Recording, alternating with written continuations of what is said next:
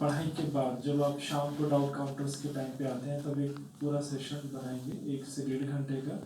तब आपके जितने भी सवाल हों related to your study, memory या फिर कुछ और, या फिर इमोशनल इश्यूज हैं, रिलेशनशिप इशू, कुछ भी हो आप पूछ सकते हैं।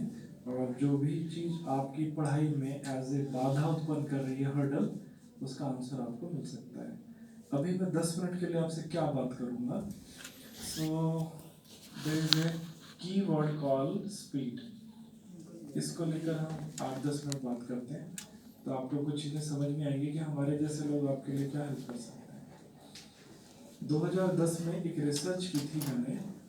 उस रिसर्च में हमने 175 स्टूडेंट्स को वॉलेंट्री पार्टिसिपेट कराया था। 11 साल पुरानी रिसर्च है। रिसर्च का टॉपिक था how can we increase the cognitive speed of brain. Brain की जो लर्निंग स्पीड होती है, जो डेटा प्रोसेस करता है, उसको बढ़ा कैसे सकते हैं, मेमोरी पे काम कैसे होता है, बच्चों के रिवीजन कैसे घटते हैं, और ऐसा क्या क्या किया जा सकता है जिससे उनका जो टारगेट है वो हिट हो। तो उन बच्चों को ये कहा गया था एज ए चैलेंज कि 12 महीने की सारी पढ़ाई आपको 5 मंथ्स में कंप्लीट करनी है, और 5 महीने के बाद आपका एग्जाम होगा, फिर देखेंगे क्या होगा। तो डेली, वीकली और मंथली बेसिस पे बच्चों के साथ काम होता था। उनके बिहेवियर्स बदले गए, उनके हैबिट पैटर्न्स पे काम किया गया, उनकी कितनी सारी ऐसे बिलीव थे जो फॉल्स बिलीव थे उनको हटाया गया, और साथ में उनकी डेटा प्रोसेसिंग स्पीड पे काम हुआ। तो बच्चों 5 महीने के बाद जब उन्होंने एग्ज़ाम दिया, देन रिजल्ट्स वर 92%। तो क्या किया गया होगा, ऐसा कौन सी चीज़ की गई होगी, वो सब चीज़ें थोड़ी थोड़ी सी एक्सप्लेन करता हूँ।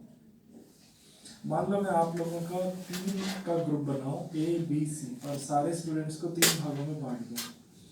और यहाँ से नियरेस्ट स्पॉट क्या है, बोरखेड़ा, राइट? यस। हाँ, तो आपको मैं बोरखेड़ा की एक पर्टिकुलर जगह पे भेजूँ। ग्रुप ए को मैं कहूँगा पैदल पैदल जा, आराम से जा, बातें करता हुआ जा। तो ग्रुप ए, और एक ही टाइम पे चलना है तीनों ग्रुप को, मतलब टाइम भी हमने रख लिया 12 बजे आपको स्टार्ट करना है शार्प। तो पहला ग्रुप जा रहा है पैदल, और दूसरे ग्रुप को हमने साइकिल दे दी और instruction they the don't talk with each other, just focus. और तीसरे ग्रुप को मिली बाइक, और उसको कहा सुपर स्पीड पे जाना है, रोड खाली है, जितना तेरे को तेज चला सकता है चला। तो पहला ग्रुप ने टारगेट हिट किया 30-35 मिनट्स में, दूसरा 15 मिनट में पहुंच गया, और तीसरे ग्रुप ने तो 5 to 7 मिनट्स में ही टारगेट अचीव कर लिया।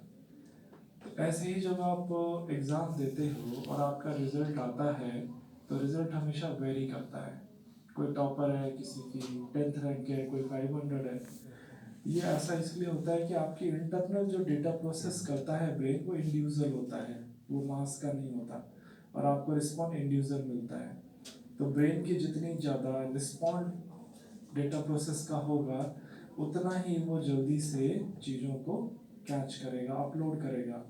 तो ये बहुत इम्पॉर्टेंट सी बात है कि अगर हायर स्टडी करने वाले बच्चों को ये बात समझ आ जाए, तो वो देखेंगे कि इतनी ही पढ़ाई में और जल्दी हो सकता है। जैसे इस बात में भी एक सवाल पैदा होता है कि सर जो बच्चे पैदल जा रहे थे, अगर उनको ही बाइक मिल जाती तो क्या वो तब भी 35 मिनट लगाते? फिर तो वो भी 5 मिनट में पहुंच जाते, करेक्ट? तो टूल्स पता चलने से कोई भी इंसान चेंज हो सकता है। तो सबसे पहले हमने उन बच्चों को ये बताया कि when you discuss about speed और आप स्पीड पे जाओगे, आपको समझना है फ्रिक्शन ऑफ स्पीड, यानी कि ब्रेन की स्पीड को रोकने वाले कौन कौन से कारक हैं, फैक्टर हैं, वो कौन सी चीज़ें हैं जो हमारी स्पीड को स्लो डाउन करती हैं, स्टॉप कर देती हैं। तो सबसे पहले जैसे आप नीट की तैयारी कर रहे हो, राइट? Yes sir. इसी साल एग्ज़ाम दोगे? Yes sir. कब है आपका एग्ज़ाम? जून जुलाई के आसपास तो हो ही जाएगा। Yes sir. या इस साल नहीं होगा? होगा। करेक्ट। तो जब हम पढ़ाई करते हैं, तो पढ़ाई करते वक्त हमें कुछ ऐसे वर्ड्स मिलते हैं जिनका नाम होता है tension, depression, anxiety, overthinking, stress, pressure, fear. ये वो टूल हैं जो हमारी सारी की सारी लाइफ को हौच पौच कर देते हैं, जिसको कहते हैं what do you know versus how do you feel. आप जानते क्या हो और महसूस क्या कर रहे हो? मैं जानता तो सब कुछ हूँ, मैं जीनियस हूँ, but I am feeling bad today. तो मैं इमोशनली डाउन हूँ, तो इस वजह से परफॉर्मेंस भी गिर जाएगी। तो पहले समझ लेते हैं कि इस नंबर 1 के साथ क्या किया जाए। जैसे फियर को लेते हैं। फियर की डेफिनेशन है immediate guaranteed danger which is going to happen in front of you right now, एक ऐसा खतरा जो घटेगा आपके सामने अभी और गारंटेड है। तो जब फियर आता है ब्रेन में, तो जैसे एग्जांपल के तौर पे आप एक जंगल में हैं और ऑल ऑफ सडन एक लाइन आपके सामने आ गया निकल के झाड़ी से, तो do you have anxiety from lion और fear from lion? It's a fear. तो जब ब्रेन फियर में रहेगा तो फ्लाइट और फाइट रिस्पॉन्स देना शुरू कर देता है, या तो आपको खतरे से दूर ले जाएगा भगा के, और या फिर आप उससे जूझोगे, लड़ोगे as per the situation. Anxiety में क्या होता है, जब एंजाइटी के साइकिल आते हैं तो एंजाइटी में है कि एंजाइटी में it's imaginary possible danger where real is 3 and fake is 97%। तो हकीकत में तो कुछ घटता नहीं है, 3% ही रियल हो सकता है, बाकी सब फेक है। तो जब एंजाइटी के थॉट्स आएंगे, चिंता के विचार आते हैं, तो ब्रेन जब सेल्फ टॉक करता है तो उस वक्त आप उन थॉट्स को क्या है, you can identify those thoughts, उनको पहचान सकते हो आप अच्छे से कि ये थॉट एंजाइटी वाला है। क्या करेगा ब्रेन, ज्यादातर मैक्सिमम इफ और वेदर लगा के ही बात करेगा आपसे। कहीं मैं इस साल भी अगर रह गया तो क्या होगा, अगर इस साल भी नीट नहीं हुआ तो मेरा क्या होगा, अगर पापा ने पैसे नहीं भेजे तो मैं कैसे जीऊंगा, और अगर ये हो गया तो क्या होगा, ये सब चलता रहता है। तो होगा तो कुछ भी नहीं, बट आप जब उनको सीरियसली लेना शुरू कर देते हो, ये पहली गलती है, क्योंकि रिजल्ट तो 0 है, 3% है उसका रिजल्ट जो भी हैंडल हो सकता है, बट आप उसको लेते हो सीरियसली, तो ब्रेन क्या करेगा, लूप में चलाएगा, उसके बाद फिर उसको फियर बॉक्स में डाल देगा। जैसे ही ब्रेन इस एंजाइटी को एज ए फियर लेने लग जाता है, उसी वक्त वो आपको फ्लाइट और फाइट रिस्पॉन्स फिर से देगा। Then you would start running away from your study also. जैसे लाइन से भाग रहे थे, ऐसे ही अब स्टडी से भागोगे, क्योंकि 77% बच्चा जब फ्लाइट और फाइट में आ जाता है स्टडी के दौरान, तो वो क्या करता है, फ्लाइट को पिक करेगा। 33% बच्चे जो होते हैं, या जितने भी कम बच्चे, वो फाइट पे जाते हैं। अब ठीक है, you are running away, but where are you going, you are going towards entertainment. आपका ब्रेन आपको वहां ले जाके पटकेगा, फिर मैं ज़्यादा से ज़्यादा वीडियो देखूंगा, यूट्यूब पे रहूंगा, और कोई भी मेरा जो एंटरटेनमेंट है मैं उसको करूँगा, सो भी सकता हूँ बहुत ज़्यादा, बट मैं स्टडी नहीं करूँगा। ये ऑल ऑफ सडन घटता है।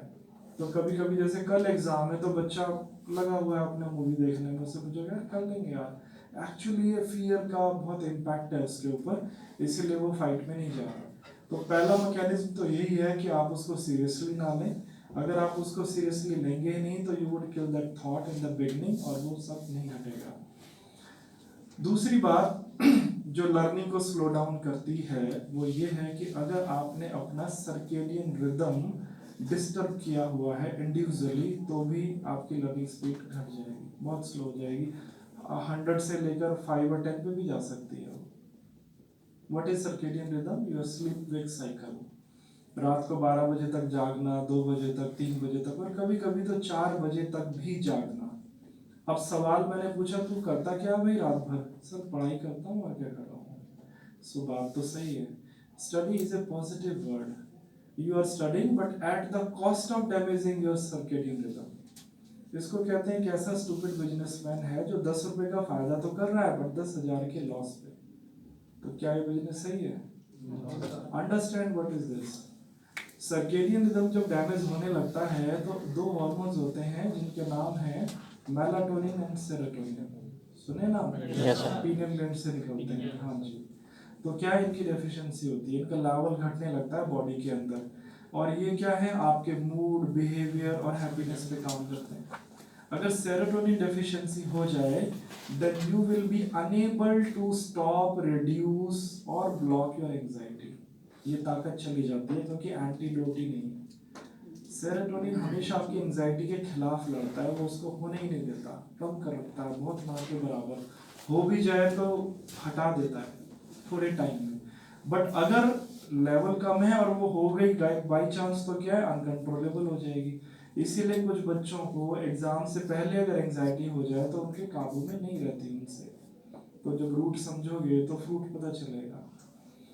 मेलाटोनिन क्या करेगा? मेलाटोनिन इस बढ़ी हुई एंजाइटी को एंगर में कन्वर्ट करने का काम करता है, वो एंगर पे काम करेगा अगर कम हो जाए तो, क्योंकि वो हैप्पीनेस के लिए बना हुआ है। हैप्पीनेस का अपोजिट क्या होता है? एंगर। तो अब क्या हो जाएगा, एक तो पहले ही दिमाग खराब था, ऊपर से गुस्सा भी आने लग गया आजकल बहुत बेवजह आता है, खामखा आता है। और लोग मेरे को एक टैबू क्रिएट कर देते हैं, तेरे को क्या हो गया, तू इतना गुस्सा क्यों करता है? अब गुस्से में होगा क्या, एक तो रिलेशनशिप खराब होते हैं, वो अलग बात है, पर आपकी पढ़ाई में क्या जा रहा है?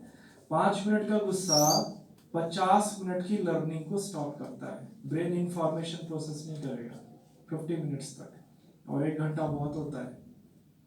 तो आप 5-5 मिनट अगर काउंट करते हो तो 1 घंटे को क्यों काउंट नहीं करोगे आप? करेक्ट। क्योंकि जब किडनी ने स्ट्रेस हार्मोन्स रिलीज कर दिए तो उनको रीसेट होने में फिर वक्त लगेगा।